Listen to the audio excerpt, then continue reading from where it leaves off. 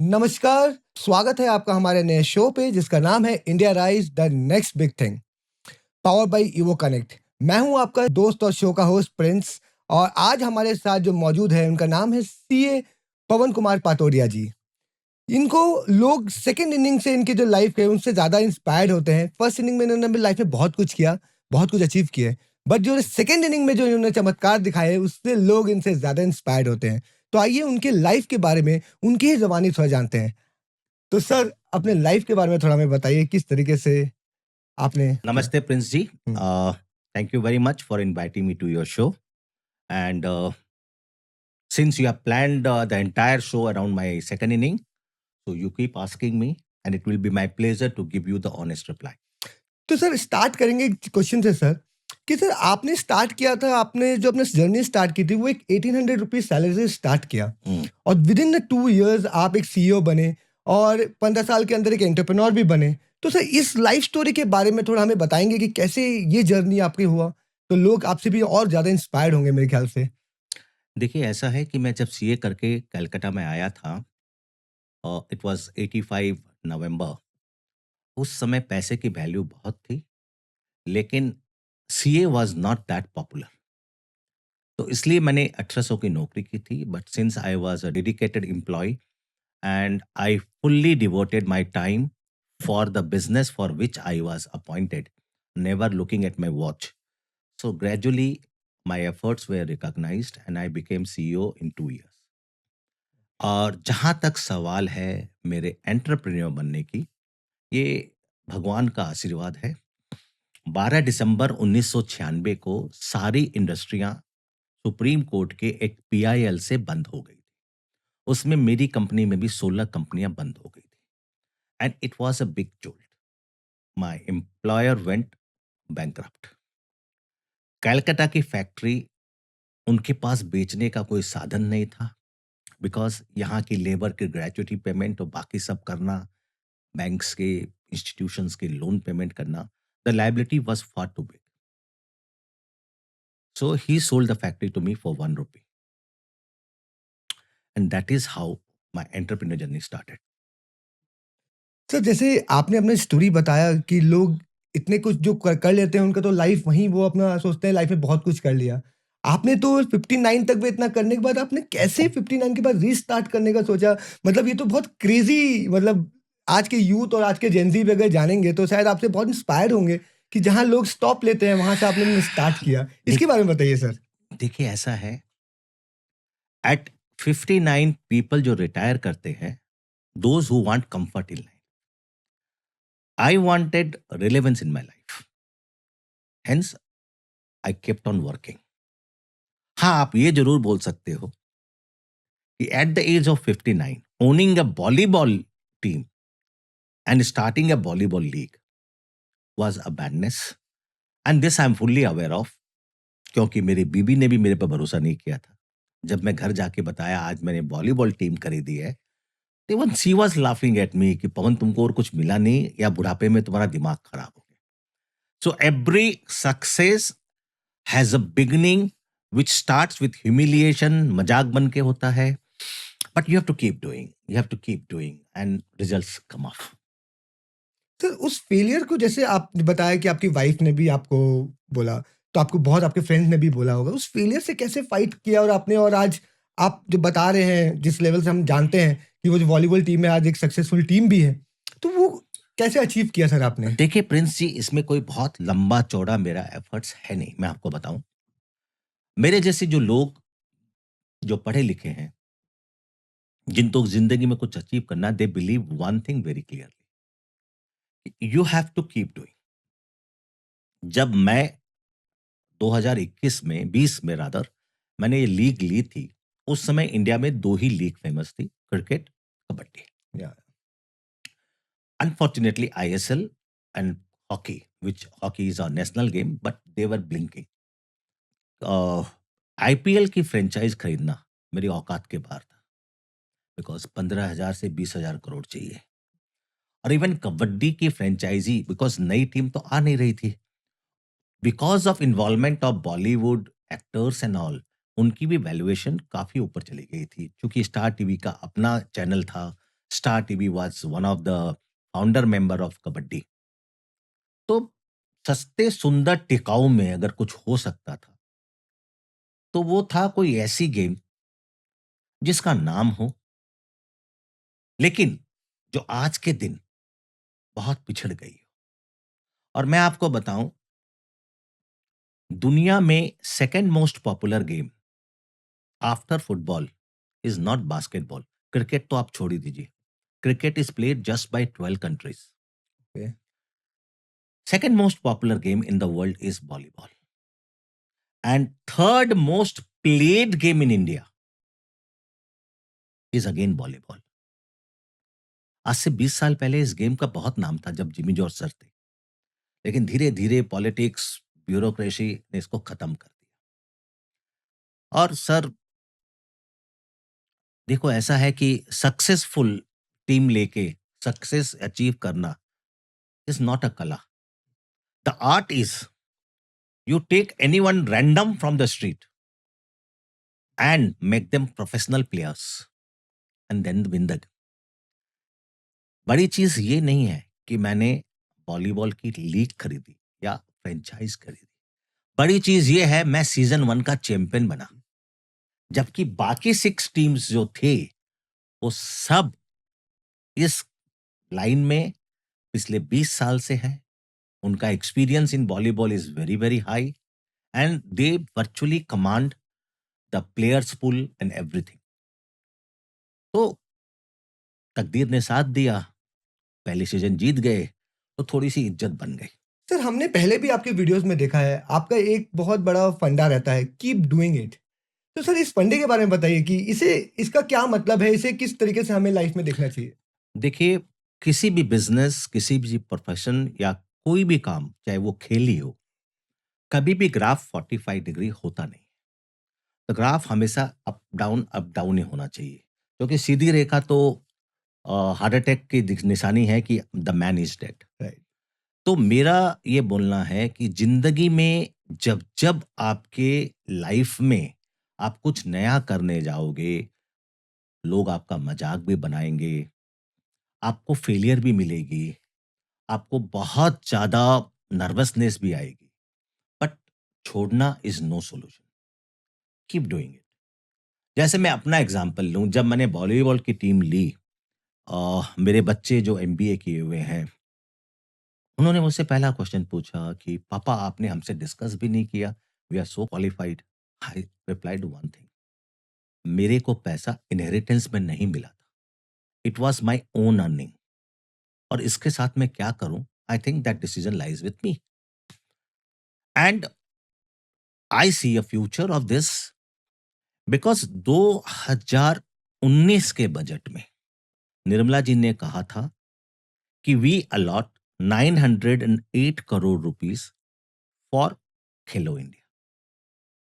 अब ये budget speech में बोलना, न तो 908 करोड़ इतना बड़ा अमाउंट था और न खेलो इंडिया इतना बड़ा तोप था, ये तो न्यूज कहीं भी अंदर आ सकती थी, लेकिन बजट स्पीच में क्यों बोला? इसका मतलब India is changing, this is a indication कि हम बड़ी बड़ी चीजें करने वाले हैं। 2020 में गेम आई, मेरा सीए का दिमाग बोला कि भाई इंडिया कॉमनवेल्थ भी करेगी और अपन ओलंपिक भी करेंगे। तो आज जब हम इस गेम में घुस जाएंगे, आज तो अवेलेबिलिटी है, क्योंकि एक लीग में मैक्सिमम 12 टीम हो सकती है, मिनिमम 6 से लेकर 10 तक, बिकॉज फिर नंबर ऑफ मैचेस इतने हो जाते हैं, कंट्रोल करना मुश्किल हो जाता है। And today you see this year the prime minister has given 5,000 crore. Now he says that CSR जो है 2% है, उसमें स्पोर्ट्स भी प्रायोरिटाइज किया जाएगा। तो अभी तक प्राइम मिनिस्टर ने कहा नहीं है कि कितना कंपलसरी देना होगा, लेकिन जिस दिन उन्होंने मन की बात में बोल दिया, तो अंडमान अगर इतना बड़ा टूरिस्ट स्पॉट बन सकता है, तो वॉलीबॉल गेम नहीं बन सकेगी? तो ये तो देखिए, ऐसा आर्किमिडीज ने भी जब रिसर्च किया था ग्रेविटी के ऊपर, तो लोगों ने उसको पागल ही कहा था। तो the world is not made by intelligent people, all the innovations are made by the people who are called crazy by the world. Correct, correct. Sir, और जैसे आपने अभी अपना स्टोरी बताया, तो उसके बीच में आपने बताया कि आपकी 1800 रुपए की सैलरी थी और उसके बीच में आपने इतने संघर्ष किए। तो उस फ़ेज़ के बारे में बताइए, क्योंकि सर वो फ़ेज़ जो होता है, वहाँ से लोग को निकलना और उस फ़ेज़ को हैंडल करना बहुत डिफ़िकल्ट फ़ेज़ होता है बेसिकली, क्योंकि आज आपके पास पैसा हो गया है, तो उसके बाद क्या है, लाइफ़ थोड़ा इलैबोरेट एंड ईज़ी हो जाता है। लेकिन उस समय तो डिफ़िकल्ट ज़रूर आपके लिए भी रहा होगा। उसके बारे में बताइए, आपने वहाँ कैसे। देखिए ऐसा है कि जितना छोटा आप 1800 को बता रहे हो, उतना छोटा 86 में था नहीं। लोगों की सैलरी उस समय 300-400 भी हुआ करती थी। ड्राइवर्स 450 रुपए सैलरी होती थी, तो ऐसा नहीं है कि बहुत कम सैलरी थी। लेकिन जिस इंडस्ट्री में मैं था, प्लाईवुड, उस इंडस्ट्री में बहुत कम थी, because that was highest paying industry. हाँ, मुझे तकलीफ होती थी जब मेरी सैलरी से 20 गुना ऊँची सैलरी वाला मुझे आके सर बोलता था। तो मुझे लगता था कि यार मोर नाचे ही नाचे, अपने पैर जब देखता है तो उसको अपनी औकात पता चलता है कि मैं सुंदर नहीं हूँ। तो मुझे यही चीज़ काटती थी अंदर कि यार, but I believed in one thing and that is why I joined a mediocre company, because if you join a big company, आपके लेफ्ट, राइट, ऊपर, नीचे सब पढ़े-लिखे लोग होंगे। तो the chances of growth are pre decided कि आप यहाँ से यहाँ जाओगे, यहाँ से यहाँ जाओगे, यहाँ से यहाँ जाओगे, लाइक अ गवर्नमेंट जॉब। लेकिन जब आप मीडियोकर कंपनी जॉइन करते हो, सडनली वैक्यूम क्रिएट होता है और अगर आप वैक्यूम से ऊपर पुश हो गए ज्वालामुखी के जैसे, तो टिल्ट जो इनका जो पिरामिड होता है वो उल्टा हो जाता है और ऐसा ही कुछ मेरे साथ हुआ। और the owners were very good people, they had trust in me और उन्होंने देखा कि इस पावर को देने के बाद इस आदमी का दिमाग तो खराब नहीं होता है, हवा में उड़ने तो नहीं लगता है, whether he will be a loyal to the company और नॉट। जब उन्होंने 2 साल 3 साल मुझे टेस्ट कर लिया, तो आपने एक कहानी का पार्ट सुना है, लेकिन दूसरा पार्ट ये है, उन्होंने डे 1 से मेरी सैलरी रिवाइज़ की और करोड़ों रुपए का मुझे कंपनसेशन दिया। सो मैं आज की जनरेशन को आपके माध्यम से ये बताना चाहता हूँ जेन ज़ी को, they believe in switching over their job very fast. हुँ, उनको लगता है कि 3 स्विच ओवर, 4 स्विच ओवर करेंगे, तो ज़िंदगी में अच्छी पोज़ीशन पहुँच जाएँगे और पहुँचते भी हैं।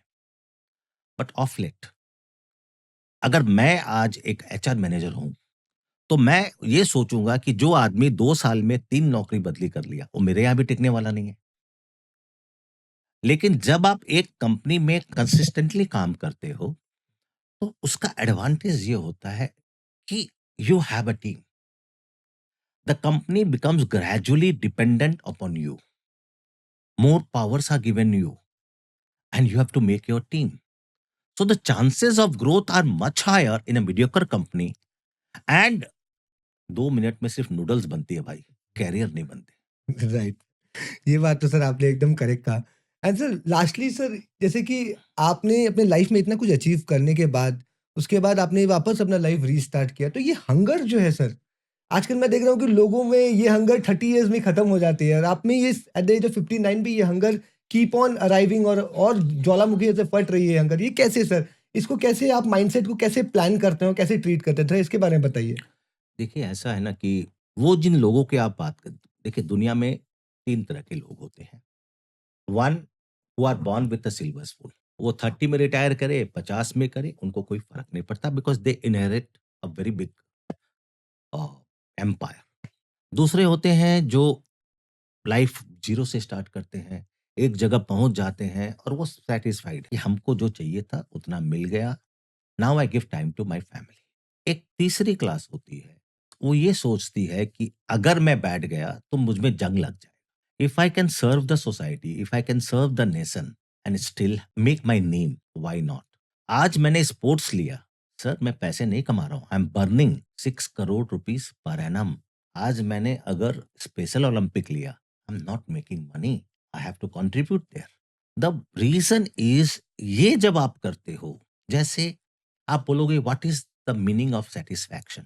जब मैंने वॉलीबॉल स्टार्ट की थी, उस समय वॉलीबॉल का रैंकिंग वर्ल्ड वाइड था 177 India. Today we are somewhere around 60 to 70 और जिस दिन हम 50 के नीचे आ जाएंगे, हम कॉमनवेल्थ खेल लेंगे और 2036 में तो हम ओलंपिक खेलेंगे, इसमें कोई दो राय नहीं है। जब देश के लिए कुछ कर गुजरने की आप में भावना आती है, मोदी जी का नया स्लोगन आत्मनिर्भर भारत, मैं समझता हूं आत्मनिर्भर भारत खेल में भी होना चाहिए और किसी को तो शुरुआत करनी है। And this feeling that I am contributing for the cause of nation and I am motivating the Gen Z, Gen X, Gen Alpha, it gives a lot of satisfaction. देखिए, if you want a easy going life, you may retire at 58, 59.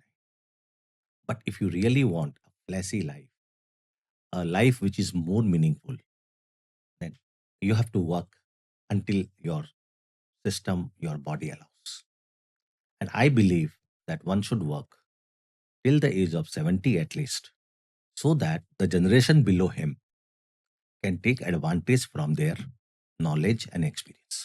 Sir, जैसे मैंने आपके ना काफ़ी other interviews भी देखे हैं और काफ़ी शोज़ भी देखे हैं, उसके अंदर आप काफ़ी चीज़ों के बारे में, हर इंडस्ट्रीज़ के बारे में आप जैसे कि मैंने देखा है कि आप माइंड कोच भी करते हैं, आप लोगों को बिज़नेस ग्रो करने के लिए भी उनको आइडियाज़ देते हैं और अभी आपने काफ़ी एक इंश्योरेंस के ऊपर आपने काफ़ी अच्छा अपना एक स्पीच और अपना एक पूरा व्यूज़ दिया था। तो उसके बारे में सर थोड़ा हमें बताइए कि उस चीज़ को आप किस तरीके से लोगों तक पहुँचाना चाहते हैं बात को?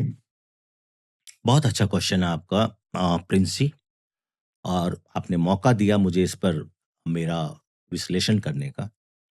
देखिए, आज इंडिया में इतनी इंश्योरेंस होने के बाद भी सिर्फ 28% लोग हेल्थ इंश्योरेंस को कवरेज करके बैठे हैं। और एक बीमारी, you are away from poverty, अगर आपके परिवार में एक बीमारी आ गई और इंश्योरेंस कवरेज नहीं है, उस बीमारी में जितने पैसे लगेंगे आप वापस पॉवर्टी लाइन के नीचे चले जाओगे।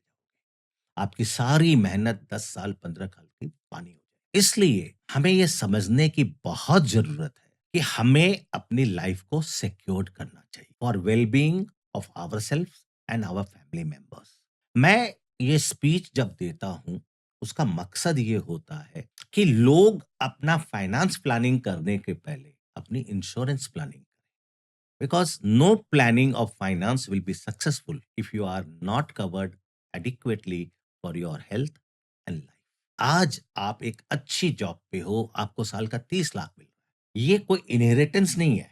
आप खत्म, जॉब खत्म, इनकम खत्म। लेकिन अगर आपने अपनी जॉब का 20 गुने का टर्म इंश्योरेंस कर लिया, which will cost you not more than 35,000 at your age per annum, 3,000 रुपया महीना, तो आपकी फैमिली को आप ये मान के चलिए 6 करोड़ रुपए मिल, जिसमें आपके बच्चों की एजुकेशन, उनकी शादी अच्छे से हो जाएगी। वरना उनकी लाइफ कैसी सेटल्ड होगी, यू कैन नॉट इवन। और सबसे बड़ी चीज क्या है ना, कि मैं इसलिए बोलता हूं लोगों को इंश्योरेंस के बारे में। पहले तो क्या था कि इनकम टैक्स में एटीसी क्लॉज था, तो लोग ईयर एंड में जबरदस्ती इंश्योरेंस, पीएफ वगैरह ले लेते थे। लेकिन जैसे जैसे गवर्नमेंट ने न्यू सिस्टम पर लोगों को ट्रांसफर करना शुरू किया, ऑप्शन दिया, मैं देख रहा हूं लोग सेविंग ही नहीं कर रहे। और मजे की बात क्या मालूम है, जिनके पास टू व्हीलर है, थ्री व्हीलर है, फोर व्हीलर है, उसका उन्होंने बम्पर टू बम्पर इंश्योरेंस कर रखा है अपनी जिंदगी का। वो समझते हैं वो इमोर्टल है। अरे भाई, तुम्हारा स्कूटर 1.5 लाख का होगा, तुम्हारी गाड़ी 5 लाख की होगी, 7 लाख की होगी, तुम्हारी एक आंख की कीमत 20 लाख है, तुम्हारी एक लीवर, आधी लीवर काट के दोगे, 65 लाख कीमत है उसकी। तो अपनी बॉडी को सबसे पहले इंश्योर। और सबसे बड़ी बात है, तुम्हारी जो ग्रोथ हो रही है वो 8% से हो रही है। इंश्योरेंस का जो खर्चा बढ़ रहा है वो 16% से बढ़ रहा है। यानी कि आज जो बाईपास 4.5 लाख में हो रहा है, 5 साल बाद, 4.5 साल बाद exactly will cost you 9 lakhs। और आपकी इनकम अगर आज 25,000 है, तो जितना इन्फ्लेशन है उतनी इनकम बढ़ रही है, तो आपके पास कुछ बच नहीं रहा है। इनफैक्ट आपकी लाइफस्टाइल डाउन होती जा रही है। तो अगर आप अपनी प्रायोरिटी में अपनी इंश्योरेंस को नहीं रखोगे, अपनी, अपने बच्चों, अपनी फैमिली की हेल्थ इंश्योरेंस, तो you are taking too big risk. और इसको ओवर कॉन्फिडेंस नहीं बोलते, इसको बोलते हैं fatal mistakes in life which are unrecoverable. आज अगर आपने 30 साल की उम्र में इंश्योरेंस लिया, आपका प्रीमियम अलग होता है। आप 60 साल की उम्र में प्रीमियम लोगे। अब तो गवर्नमेंट ने बोल दिया कि किसी भी उम्र में लेना पड़ेगा, नहीं तो पहले तो इंश्योरेंस कंपनी देती ही नहीं थी। और प्रीमियम इतना होता था कि आदमी सोचता था इससे सस्ता तो मेरे को इलाज हो जाएगा, बट फैक्ट वो नहीं है। आज हॉस्पिटल एक्सपेंसेस क्योंकि इंडिया में इतने सस्ते हैं कि पूरी दुनिया से स्पोर्ट्स हेल्थ टूरिज्म के लिए लोग आने लग गए। आज 38% टूरिज्म जो इंडिया को हो रहा है, it is because of health industry. तो मैं ये समझता हूँ कि मुझे लोगों को लाइफ कोचिंग देना या उनको मोटिवेट करने से ज्यादा जरूरी है उन्हें इस बात का एहसास कराना कि तुम्हारी जिंदगी में तुम्हारी हेल्थ इंश्योरेंस कितनी इंपॉर्टेंट। और इसका मैं आपको लाइफ एग्जांपल देता हूँ। 5 साल पहले मुझे अचानक पता चला कि मेरे गले में गॉइटर हो गया और अधिकतर डॉक्टर ने बोला ये कैंसर है। रिपोर्ट्स 50% बोल रही थी कैंसर है, 50% बोल रही थी नहीं। मैंने रिस्क नहीं लिया, मैंने 7वें दिन ही सुल्तान प्रधान से अपना ऑपरेशन करवाया। तकदीर मेरे साथ थी, मेरे को कैंसर नहीं था। लेकिन जब मैं इलाज के लिए जा रहा था, तब मेरे पास हेल्थ इंश्योरेंस जो ली हुई थी सिर्फ 4 महीना पुरानी थी और मेरी लाइफ सिर्फ 5 लाख कवर। उस एक इंसिडेंस ने मुझे इतना अच्छा सिखाया। आज मेरी फैमिली का हर मेंबर 6 करोड़ रुपए कवर है हेल्थ, और हमारी family as a whole 135 crore रुपया कवर कर रखा ना हमने अपनी लाइफ। तो भाई जिंदगी के महत्व को समझो। अपनी जिंदगी अपने लिए है ये तो मालूम है तुम्हें, लेकिन तुम्हारी जिंदगी तुमसे ज्यादा जरूरत है तुम्हारी फैमिली को। If you are only bread earner for the family, या आप बीवी बच्चा और वाइफ और आप मिलके स्पाउस और वाइफ मिलके अगर कर रहे हैं, तो वो जो गैप क्रिएट होगा एक आदमी के नहीं रहने से, एक अच्छा खासा परिवार बिखर जाए। तो मैं सोचता हूं कि अगर मेरे स्पीच से उस महफिल में एक आदमी ने भी इंश्योरेंस ले लिया, तो कम से कम एक आदमी को तो मैंने वापस बीपीएल में जाने से बचा लिया। 100% सर। सर, आपकी ये जो इंश्योरेंस के बारे में आपने बताया और इतने अच्छे ढंग से जो समझाया with your life example, I believe ये वीडियो जो भी देख रहा होगा, वो अपने फैमिली के लिए, अपने बूढ़े माता-पिता के लिए और अपने खुद के लिए इंश्योरेंस ज़रूर करा के रखेगा, क्योंकि उसका इम्पोर्टेंस और उसका दोनों चीज़ आपने ज़रूर अभी इस पूरा वीडियो के अंदर में बताया। और सर, आपने आपका मैं जितने भी पुराने शोज़ देखा हूँ या आपके जितने भी मैंने इंटरव्यूज़ देखे हैं, उनमें आपका एक बहुत जो बोल सकते हैं कतिया कलाम वर्ड रहता है व्हिच इज़ बाउंस बैक, और आप रिजेक्शंस को लेके बहुत ज़्यादा कि उसको लेकर आप बहुत अच्छा एक्सप्लेनेशन भी देते हैं, उसको लेके बहुत ज़्यादा आप बातें भी करते हैं। तो उसको लेके थोड़ा एक्सप्लेन करिए सर, हमारे ऑडियंस को बताइए कि बाउंस बैक एंड रिजेक्शंस का क्या कनेक्शन है? लाइफ में कोई भी चीज इजीली नहीं आती। आप जो प्रोजेक्ट करते हो, अगर सब कुछ वैसे होने लग गया तो पूरी जिंदगी में सब आदमी पैसे वाले रहेंगे ना। See to start a entrepreneur journey और a journey as a serviceman, you project certain things for your life, but जरूरी नहीं है कि आपने जो सोचा लाइफ आपको प्लेट में वैसे ही मिलेगी। And there are anti forces working against you, and sometime government rules, government policies overnight can make your business scrap. जैसे कि मैं आपको एग्जांपल दूं, कोडाक फिल्म, एक जमाने में कोडाक पूरी वर्ल्ड को कंट्रोल करता था। उनको लोगों ने बहुत समझाया डिजिटल आ गया है, डिजिटल आ गया है, नहीं किए। जिस आदमी की मोनोपोली थी उस आदमी की कंपनी 2 कौड़ी की हो। एक टाइम पे नोकिया 53% मार्केट शेयर ओन करता था, जो कि आज तक एप्पल ने भी नहीं किया, सैमसंग ने भी नहीं किया। उसने स्मार्टफोन नहीं लाया, उसने अपने सॉफ्टवेयर को एम्बियन से चेंज नहीं किया एंड्रॉइड में या दूसरे में। एज अ रिजल्ट लोग भूल गए। लेकिन जब उसको समझ में आया, Nokia bounced back. He came back with Nokia brand, with better phones at cheaper price. Today it's holding 10.2%. तो जिंदगी में आप गलती करोगे, ये आप मान के चलो, to earn is human nature, but उस गलती को पकड़ के छाती पकड़ के बैठ जाना, ये बेवकूफी है। जितनी जल्दी आप बाउंस बैक करोगे उतना ही जिंदगी अच्छी है। अगर आप एक रोलर कोस्टर पे अगर बॉल फेंकोगे और एक प्लेन सतह पे बॉल फेंकोगे और दोनों की लेंथ बराबर है और आप सोचोगे ये तो ऊपर नीचे हो रहा है, ये तो जाएगा ही नहीं। The momentum it takes while dropping down helps it to incline further. Elevation. Elevation में हेल्प करता है। तो अगर आपने बाउंस बैक की, आप यहां तक गिरे तो आप यहां तक उठिए, यहां तक फिर गिरे, यहां तक उठिए। Keep doing, the message is keep doing. और आप अगर छोड़ के भाग गए, वो जो कहते हैं घबरा के हम मर जाएंगे, वो जो कहते हैं घबरा के हम मर जाएंगे, अगर मर के भी चैन नहीं आया तो कहां जाएंगे। सर काफ़ी इंटरव्यूज़ में मैंने आपको कहते हुए सुना है कि communicating with a unprepared mind is not impactful. इसके बारे में सर इसमें थोड़ा लाइट दीजिए, क्या है? इसको थोड़ा समझाइए हमें प्लीज़। यस, देखिए आज का बिजनेस चलता है नेटवर्किंग पे and communication. You should have a very good communication skill. अगर आपके पास कम्युनिकेशन स्किल है, लेकिन आप एक ऐसा प्रोडक्ट ले आए for which the market is not prepared, तो फेल हो जाएगा। जैसे मैं आपको एग्जांपल दूं, आपने अपने पिताजी से बोला जब आप 7th स्टैंडर्ड में पढ़ रहे थे, पापा मेरे को मोटरसाइकिल चाहिए। तो क्या सोचते हो, पापा आपको मोटरसाइकिल लाके देगा? एक थप्पड़ा मारेगा। हुँ, अब आप रोज चिंग चिंग चिंग चिंग चिंग चिंग मोटरसाइकिल चाहिए, मैं खाना नहीं खाऊंगा, मोटरसाइकिल चाहिए, मैं ये नहीं करूंगा। रात को मम्मी उनके दिमाग में भरती रहेगी, बेटे को ले दो ना, बेटे को ले दो ना। अब उसका दिमाग प्रिपेयर्ड हो रहा है, आपके बर्थडे तक उसका दिमाग पूरा प्रिपेयर्ड हो गया। बर्थडे के दिन आपको बोलते हैं ये मोटरसाइकिल मैं तेरे लिए लाया। द डिफरेंस इज, आपने जब ये न्यूज ब्रेक की, he was not mentally prepared because he loves you so much, कि अगर एक्सीडेंट हो गया, अगर गिर गया, हाथ पांव टूट गए, लेकिन आपको क्या दिखा? My father does not love me. आपने उसकी फीलिंग नहीं समझी। It's not for money, it's for hmm, safety. अगर कुछ हो गया मेरे बच्चे को, तो मैं क्या करूंगा? लेकिन जब मम्मी ने रोज प्रिपेयर करना शुरू किया उनके दिमाग को, तो उनको लगा कि जब दुनिया में इतने लोगों का कुछ नहीं हो रहा है, तो मेरे बच्चे का होना भी एक पेसिमिस्टिक थॉट है, and I have to over.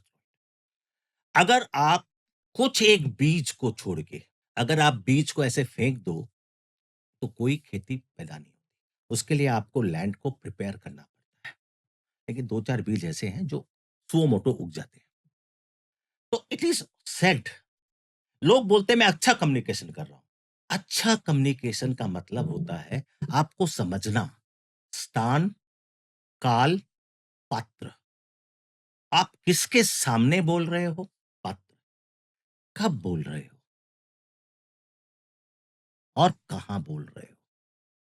आज मैं आके आपको बोलूं, आपको पॉडकास्ट नहीं आता, यहाँ पे बैठ के अगर बोलूं, तो ये पॉडकास्ट में आएगा भी नहीं और मेरा पॉडकास्ट भी नहीं है। लेकिन मैं अगर पॉडकास्ट के बाद आपको समझा के बोलूं, you need to improve your communication skill, you will take it as a compliment. Correct. स्थान, मेरा पहला वाला स्थान गलत था। दूसरा वाला स्थान जब मैंने आपको अकेले में बोला, it was my love for you. पात्र वही है, हुँ, लेकिन जगह बदल गई, समय बदल गया। राइट। तो आदमी को अपने शब्दों को तोल मोल के बोलना चाहिए, और हमेशा देखना चाहिए कि उनके जो सेंटेंसेस जो वो यूज करते हैं, सामने वाला उसको उसी परसिवरेंस में समझे। अब आप बोल रहे हो उसको कुछ और, वो समझ रहा है कुछ और, तो ये कम्युनिकेशन गैप से आप में आपस में मिसअंडरस्टैंडिंग होगी, एंड आप चाहे उसके भले चाहने वाले हो, फिर भी आप उसका बुरा बन जाओगे उसकी नजर में। जैसे अगर आपने मुझे अकेले में बोला कि सर आप इतने ज्यादा फिल्मी अंदाज में रहते हो, ऐसा लगता है बूढ़ा घोड़ा लाल लगाम, हो सकता है मैं माइंड नहीं करूं। लेकिन अगर आप मुझे पब्लिक में बोलोगे, तो हो सकता है मैं आपको चाटा भी मार दूं। What is age? Age hmm, is a number. I am younger than you. So the thing is, the perception is that you have to understand कि communication to a unprepared mind is always a waste. It doesn't mean कि तुमने efforts नहीं किए, तुमने समय के पहले efforts कर दिए। बेटे को भी काम कराना है ना, तो पहले उसको पुचकार के बोलना पड़ता है। मुझे मालूम है बहुत छोटा काम है, तो 5 मिनट में कर देगा, लेकिन तेरी बहन को बोलूंगा तो 25 मिनट नहीं होगा। तो वो सोचेगा अरे बाप को मेरे से इतना एक्सपेक्टेशन है। So you are preparing the mind before you give instructions. Most people fail because they go and communicate to unprepared mind. कल आप एक ऐसा प्रोडक्ट ले आओ कि आप हाथ से पूरी दुनिया में कम्युनिकेशन कर, अब आपने उसके बारे में सुना ही नहीं, आप बोले पागल हो गया ये, आप ऐसे ऐसे हवा में करोगे तो लोग बोलेंगे पागल है, इसका दिमाग का स्क्रू खराब हो गया। बट अगर उसी की एड आने लग गई, your motion gesture will run the things for you, तो जब भी आप ऐसे करोगे लोग नहीं समझेंगे जादू कर रहा है, पीपल विल नो। करेक्ट। जैसे मैं आपको बताऊं, आज से 20-18 साल पहले आप मोबाइल में बात करते थे, तो लोगों को लगता खाली शोबाजी कर रहा है, इतना महंगा कहाँ बात कर रहा हो। लेकिन उनको नहीं मालूम कि उनका वक्त उससे बहुत महंगा है। If mobile is costing 16 rupees 80 paisa, perhaps their time was costing 50,000 rupees per hour, it makes 1000 rupees per minute. तो स्थान काल पात्र आपको देखना पड़ेगा। अब आप देखो मैं आपको बताता हूँ, another example I give you. 20 साल पहले जब हम राजस्थान जाते थे, अंग्रेज पे हँसते थे। साले कितने बुड़बक पानी को पीते हैं बोतल में लेके। हँसते थे कि नहीं हँसते थे? आज इस देश का गरीब आदमी भी पानी लेकिन हाइजीनिक पीना चाहता है, चाहे वो एक टाइम भूखा ही सो जाए। व्हाई? बिकॉज़ इन 20 इयर्स हमने लोगों का सोचने का तरीका बदल दिया और उसके बाद 2 रुपए का पाउच लाके दे दिया उनको कि भाई तुम 2 रुपए वाला पाउच पी लो, ये पी लेगा 15 रुपए वाली बोतल और उसको ज़्यादा बड़ा आदमी है, वो पी लेगा 500 की और टीवी में देखते हैं लोग 2 लाख रुपए का भी बोतल पीते नो हैं। एंड। सर अभी आपने कम्युनिकेशन के बारे में हमें इतना अच्छे से सब कुछ सारी चीजें बताई with due examples. I believe अब मुझे भी पता चल गया है कि कम्युनिकेशन कहाँ और क्यों और किस तरीके से इम्पोर्टेंट है हमारे लाइफ में। अब सर उसके बाद मैं आपसे एक और चीज़, क्योंकि मैं आपको बहुत दिनों से फॉलो भी कर रहा हूँ, आपके हर एक इंटरव्यूज़ और हर एक जितने भी आप शोज़ करते हैं उसमें मैं आपको फॉलो करता हूँ। आप हर इंटरव्यू में अपने 2 ट्रीज़ के बारे में, आप अपनी स्टोरीज़ के पेरेंटिंग के बारे में। पेरेंटिंग के बारे में आप थोड़ा बताते हैं। तो सर उसको थोड़ा इलैबोरेट कर करिए, हमारे ऑडियंस को उसके बारे में थोड़ा और अच्छे से बताइए सर। देखिए, जैसे-जैसे जनरेशंस नई आती जाती है, they are becoming possessive for their child. ये ड्रामा शुरू हुआ था मिलेनियल से और ज़ेन ज़ी तक आते-आते बहुत ज़्यादा ही हो गया। आज जो पेरेंटिंग हो रही है ना, वो हेलीकॉप्टर पेरेंटिंग है। ये माँ-बाप बच्चे के सर के ऊपर मंडराते रहते हैं। जो ही उनका बच्चा कोई प्रॉब्लम में आता है, लैंड करते हैं, उसकी प्रॉब्लम सॉल्व करते हैं, फिर वो हॉवरिंग करने लगते हैं। And we call them helicopter parenting. But the fact is, if your child is incapable, if he is a special child, doing a helicopter parenting is still advisable. लेकिन अगर आपका बच्चा एक नॉर्मल बच्चा है, दूसरे बच्चे के जैसे बच्चा है, this habit of yours will kill him. I give you an example. 2 दोस्त थे, दोनों ने 2 पेड़ लगाए। एक ने अपने पेड़ को खूब पानी दिया, खूब खाद दिया, खूब मदद की उसकी, बहुत मदद की। दूसरे ने कुछ भी नहीं किया, पेड़ लगा के बस भूल गया। दोनों पेड़ बड़े हुए, जिसने खूब मेहनत की थी उसका पेड़ बहुत सुंदर हुआ, बहुत उसमें फल लगे, इसके में थोड़े कम फल लगे, फल इसमें भी लगे और वो अपना सर ऊंचा करके चलता था, जैसे कि हेलीकॉप्टर पेरेंटिंग करते हैं। अब आया तूफान एक दिन, बहुत भयंकर तूफान। तो जिस आदमी ने खाद वगैरह दी थी, उसने सोचा मेरे पेड़ को तो कुछ होगा नहीं और जिसने कुछ भी नहीं किया था, वो बोला मेरा पेड़ तो गिर जाएगा। सुबह आके जब देखा गया, तो जिस आदमी ने खाद वगैरह सब दिया था, उसका पेड़ नीचे पड़ा था और जिसने कुछ नहीं किया था, वो erect. Now what is the moral of the story? जब आपने अपने बच्चे को, अपने पेड़ को सब कुछ दे दिया, तो उसकी जड़ नीचे गई नहीं पानी लेने के लिए, उसकी पकड़ नहीं बनी। जब आपने अपने पेड़ को पानी खाद नहीं दिया, तो उसकी जड़ें नीचे जाती गई, उसकी पकड़ स्ट्रांग होती गई और वो हर तूफान को कर सकता है। आप अपने बच्चे की मदद तब तक ही कर सकते हो जब तक वो आपसे लेना चाहे। लेकिन आपकी इस जद्दोजहद में आप उसको एक कैपेबल इंसान नहीं बनाओगे, एक डिपेंडेंट इंसान बना दोगे, जिसकी लाइफ की वैल्यूज़ विल बी स्कैटर्ड। तो सर बेसिकली इस जिस स्टोरी से मेरे पास क्वेश्चन आया आपका, तो क्या प्रोटेक्शन देना, जैसे पेरेंट तो प्रोटेक्ट कर रहे हैं अपने चाइल्ड को, तो क्या there is a difference between loving, protections and overprotection. Okay, okay, okay. Love your child, there is no harm. आप अपने बच्चे को लव करिए, but the love should be a detached attachment. Got it. समझे मेरी बात? हुँ, हुँ, हुँ, नाउ हुँ। What is detach attachment? अगर आपका बच्चा हॉस्टल में पढ़ने चला गया और आप दिन भर आंसू बहा रहे हो और दिन भर उसको वीडियो कॉल कर रहे हो, लास्ट में एक दिन उकता के वो अपना फोन ही बंद कर देगा। This is not, this is crazy. आपको करना ये चाहिए, जब वो घर आए उसके मनपसंद का सब खाना बनाओ, उसके मनपसंद दोस्तों को बुलाओ। So do not bother him with your remembrance when he's away. Detach him, and when he comes back, attach him.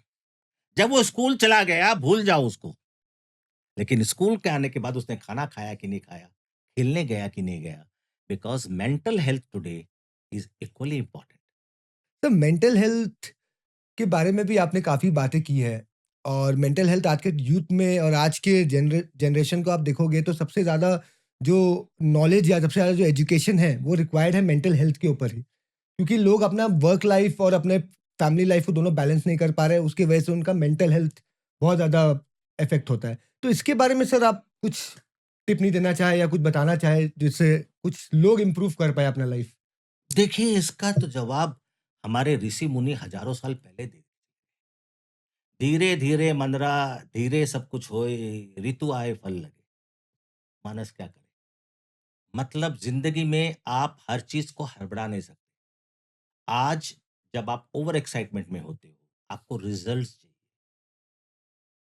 तो प्रॉब्लम क्या है, जब आपको रिजल्ट चाहिए और रिजल्ट नहीं होता है, आप हताश हो जाते हो। जब आप हताश होते हो तो आपका सेरोटोनिन लेवल जो ब्रेन में है, ओवरफ्लो करने लगता है। आज आप देखिए, पहले इन्होंने लाई, सबसे पहले ओला, उबर, ठीक है? कि भाई आप गाड़ी क्यों चला रहे हो? आप हमारे में चलो। फिर गरीब आदमी बोला हम कहाँ चढ़े? तो इन्होंने फटफटी भी ले आया, रैपिडो। रैपिडो। फिर ये बोले आप खाना खाने बाहर क्यों जा रहे हो रेस्टोरेंट में? हम खाना आपको घर पे देते हैं, सस्ता देते हैं। आपका वो मूवमेंट भी बंद कर दिया। फिर इनके दिमाग में आया कि ये तो खाना-वाना तो ठीक है, अमेज़न से सामान तो 2 दिन बाद आता है। हम 10 मिनट में सामान डिलीवरी करेंगे। ब्लिंकिट। ब्लिंकिट आ गया, ज़ेप्टो आ गया। अब आप समझिए, ये जो जनरेशन आज की है, जो हिलेगी-डुलेगी नहीं, क्या होगा? ओबेसिटी। अगर ओबेसिटी होगा, तो ओबेसिटी का फर्स्ट थिंग है आपके हार्मोन्स डिसबैलेंस, और जो ही आपके हार्मोन्स डिसबैलेंस हुए, आपका mental health affect. Today India has got, आज उसको जितना पाकिस्तान और चाइना से थ्रेट नहीं है, उससे ज़्यादा थ्रेट है उसकी आज की जनरेशन की mental health, because today 87% of the population is suffering from mental. और इसको सुधारने का बहुत सिंपल तरीका है। आपको जो गेम पसंद है वो खेलो। कम से कम दिन में 2 किलोमीटर वॉक करो और सुबह जल्दी उठो। अगर नहीं उठ सकते तो रात को आप किसी भी काम, लोम-विलोम करो, कुछ भी करो। आपको किताब पढ़ने अच्छा लगता है, किताब पढ़ो, लेकिन कुछ तो करो। ये क्या दिन भर scroll, that will not make your life, because most of the things what you see on the TV or on Instagram are wrong. जैसे मैं आपको एग्जांपल दूं, कल मैंने बहुत अच्छी रील देखी। एक सहेली दूसरी सहेली से पूछती है, कल रात तेरा कैसा गया संडे? बोला मेरा संडे तो बहुत मस्त था। मेरे हस्बैंड मुझे कैंडल लाइट डिनर कराए, फिर हमने वॉकिंग की, बाहर खाना खाए। मेरा पति ने तो कुछ भी नहीं किया। उसने अपने पति को बहुत डांट दिया। रात को उसका पति सब सुन के सुबह ऑफिस गया, अपने फ्रेंड से पूछा, कल तेरा संडे कैसा गया? बोला तेरा कैसा गया? बोला मेरा तो मस्त गया, मैं तो घर पे रहा, घर पे खाना खाया, घर पे। बोला यार मैं इलेक्ट्रिसिटी का बिल भरना भूल गया था, तो घर की लाइट चली गई। लाइट चली गई तो श्रीमती जी ने खाना नहीं बनाया, खाना नहीं बनाया तो मुझे होटल जाना पड़ा। होटल में इतने पैसे लग गए कि वापस आने के लिए पैसे नहीं थे, तो हमको पैदल आना पड़ा, और पैदल आके कैंडल लाइट में हमको घंटों बैठना पड़ा, बिकॉज़ नींद नहीं आ रही थी। अब आप देखो, एक मजबूरी को उसने एक एंटरटेनिंग लाइफ बना दी, और आप सोचने लगे कि उसके पास सब है, मेरे पास कुछ नहीं। एक काफ़ी थिन लाइन है रील एंड रियल लाइफ में। तो सर जैसे अपने ये कॉन्वर्सेशन कर रहे हैं, ये सारी चीज़ें जो बता रहे हैं, अगर यही सारी चीज़ें कोई 22 साल का एंटरप्रेन्योर हमारी वीडियो को अगर देख रहा हो, तो आप अपने साइड से उसके लिए क्या एक होता है ना सर एक हुकअप मैसेज जो कि हाँ, जैसे आपका एक कहना है बाउंस बैक, आपका एक कहना है कि नेवर गिव अप, तो वैसे ही आप उस चीज़ को उसको क्या कहना चाहोगे कि उसको कैसे अपने लाइफ को आगे देखना चाहिए? बड़ा अच्छा क्वेश्चन है ये भी। देखिए, एक 22 साल का बच्चा जो होता है ना, it is a raw steel, it is taking shape. उस वक़्त उसको पता नहीं होता है कि rejections are part of life. Every argument is not meant for fighting. Resilience की इंपॉर्टेंस उसको पता नहीं होती है। वो कंपेयर करते हैं अनइवन प्लेटफॉर्म्स को, जो कि उनके लिए फैटल होते हैं। जैसे मैं आपको एक बात बताऊं, एक बार एक गधा देखा कि लोमड़ी घास खा रही है, तो उसने बोला तुम्हारी जिंदगी तो मस्त है, हरी हरी घास खा रही हो। लोमड़ी बोली हरी घास, मैं तो नीली घास खा रही हूँ। बहुत आर्गुमेंट हुआ, राजा के पास गए। राजा के पास जाके गधे ने बोला कि कितना पागल है ये लोमड़ी, हरी घास खा रही है और बोल रही है नीली खा रही हूँ। तो आप बताइए महाराज, घास कैसी? महाराज ने बोला घास तो नीली है। लोमड़ी हंसते हंसते चली गई। महाराज ने बोला गधे को 50 चाबुक लगाओ। गधा को जब 4 चाबुक पड़े तो उसने पूछा महाराज मेरी गलती क्या है?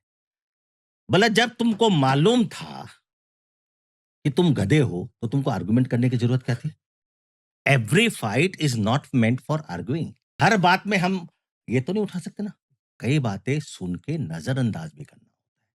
और सबसे बड़ी चीज जो लाइफ में मैं जो एक मैसेज लोगों को देना चाहूंगा, that is success is 10% of your talents, only 10% And rest 90%? is discipline. If you are a disciplined person, nobody can stop you from being successful. So try to be disciplined. अगर आपको 3 बजे पहुंचना है तो आप 3 बजे पहुंचिए, या अगले से पूछिए कितना बजे शुरू होगा, उतने बजे पहुंचिए। लेकिन 3 बजे बोल के 5 बजे आप पहुंचोगे, हो सकता है अपने देश में आपके रुतबा की वजह से लोग आपको एक्सेप्ट कर लें। लेकिन जो ही इस भारत की बाउंड्री से बाहर निकलोगे और आप अगर 2 मिनट भी लेट हो गए, जापान, फ्रांस, रसिया, वो आपको एंटरटेन भी नहीं करेगा। और तब तक आपकी हैबिट्स इतनी खराब हो जाएगी कि आप सोचोगे 3 मतलब 5।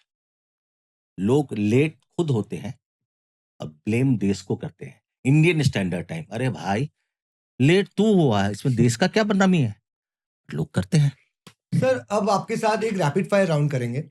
उसमें मैं आपसे कुछ क्वेश्चन पूछूंगा, आपको अपने हिसाब से उसका आंसर मुझे जो क्वेश्चंस बताने लायक होंगे वो मैं बताऊंगा। पक्का पक्का डन। जहां मेरे रिजर्वेशंस होंगे मैं बोलूंगा पास। Okay sir. तो सर, जैसे आपने अपने बिजनेस के बारे में बताया, आपने पूरे लाइफस्टाइल के बारे में बताया, आपने पूरी स्टोरी के बारे में बताया, तो आपसे एक ही चीज पूछना चाहूंगा, यहाँ तक पहुंचने के लिए आपने कितने अटेम्प्ट्स लिए? देखिए, अनगिनत अटेम्प्ट्स हुए होंगे, अब तो याद करना भी मुश्किल है।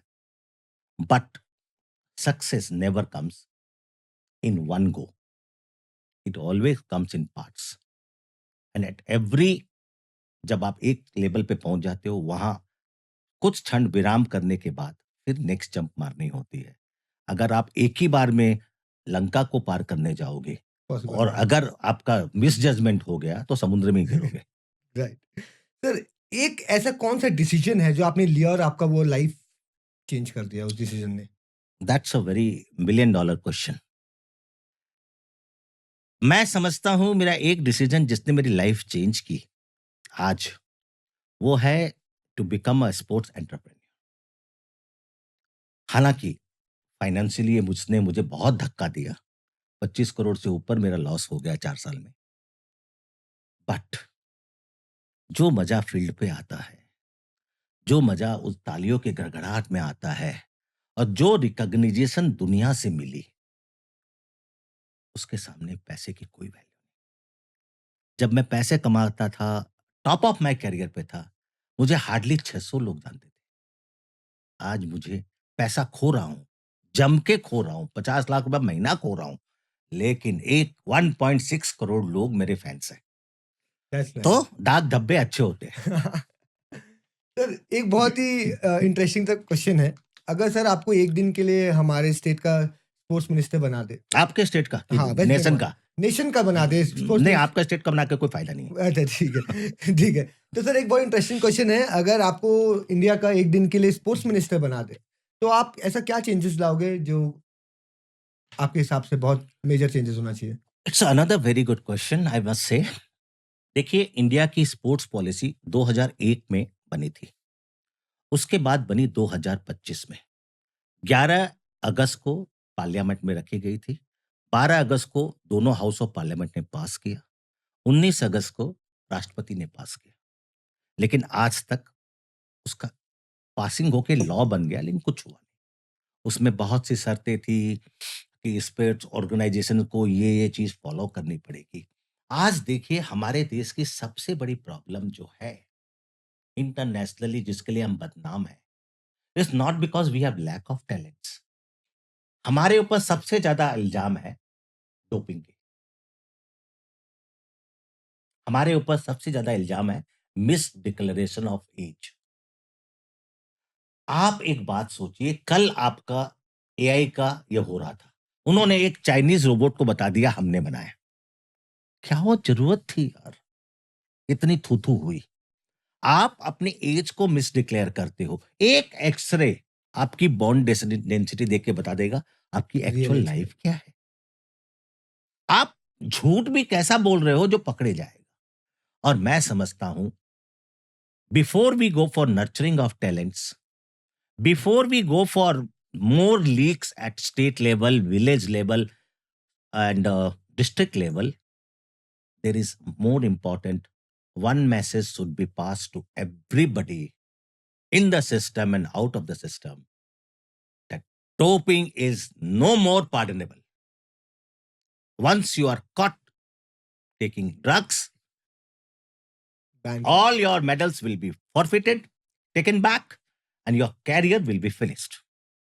That one message I will give to the nation first. Number two, I will make all the guidelines of the International Sports Federation adopted in India so that we can call more and more teams to our ecosystem.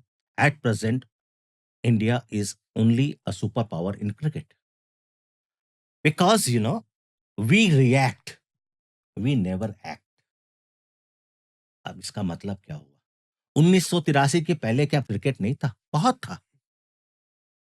लेकिन हम 1983 में जीत गए, हमको उसी समय देशभक्ति आ गई और हमने किले फाड़ने शुरू कर दिए। लेकिन आपको क्या पता है, 1983 की वर्ल्ड कप टीम को देने के लिए बीसीसीआई के पास 0 पैसा था। उनका बैंक बैलेंस 80,000 रुपए था। लता मंगेशकर जी ने दिल्ली में शो किया, उस शो में 32 लाख रुपए उठे, तब हर प्लेयर को 2 लाख रुपया दिया गया। आज जो richest board of the world है, अगर हमने थोड़ी सी मेहनत बाकी स्पोर्ट्स में कर ली, मैं आपको सच बोलता हूं, इस देश में टैलेंट की कमी नहीं। इस देश में कमी है इंफ्रास्ट्रक्चर। इस देश में कमी है इन टैलेंट को सपोर्ट करने की। नहीं तो आप एक बात बताइए, पूरी दुनिया को, चाहे वो दिमाग का खेल हो या कुछ भी खेल हो, हम कंट्रोल करते हैं। दुनिया की बेस्ट 20 कंपनी देख लीजिए, टॉप पे इंडियन बैठा हुआ है। तो जिसका दिमाग इतना शार्प है, उसका क्या बॉडी एकदम जीरो है? नहीं। हमें खेल को और प्रोत्साहन देना पड़ेगा। हमें बोलना पड़ेगा, हर स्टेट को बोलना पड़ेगा कि अगर तुम ओलंपिक गोल्ड लेके आते हो, हम तुम्हें 5 करोड़ रुपए देंगे। अगर सिल्वर लाओगे 3 करोड़ देंगे, अगर ब्रॉन्ज लाओगे 2 करोड़ देंगे। आज सिर्फ दिल्ली और पंजाब दे रहा है। तो जितने प्लेयर आ रहे हैं दिल्ली पंजाब से आ रहे हैं, क्यों नहीं आ रहे आपके यहां से? आप 2 रुपया नहीं देते हो। आपको एक चीज समझनी पड़ेगी, एक प्लेयर जब अपनी जिंदगी देश के लिए देता है, तो उसकी सबसे पहली रिक्वायरमेंट होती है उसकी फैमिली की सेफ्टी। वो कहां से आएगी?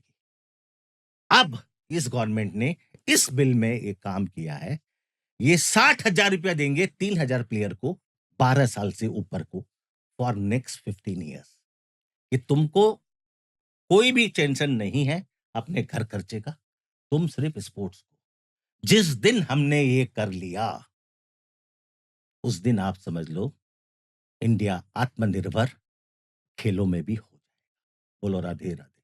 राधे राधे राधे।